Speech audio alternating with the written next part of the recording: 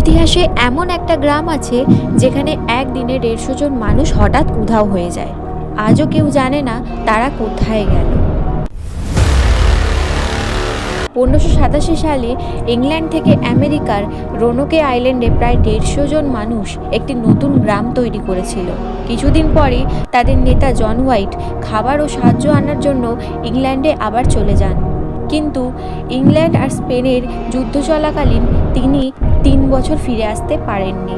কিন্তু যখন 3 বছর পর আবার ফিরে আসেন, তিনি যা দেখেন তা দেখে তিনি অবাক হয়ে যান।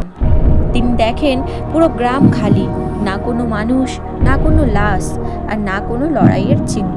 শুধু একটি গাছের গায়ে খোদাই করা ছিল একটি শব্দ, ক্রোয়াটোয়ান।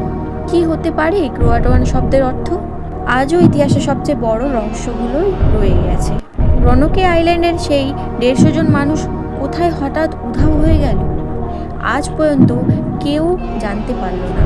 তোমাদের মতামত কি বলে আমাকে কমেন্টে জানাও। যদি এই বিষয়ে আরও কিছু তথ্য জানতে হয় তাহলে পার্ট 2 বলে কমেন্ট করুন।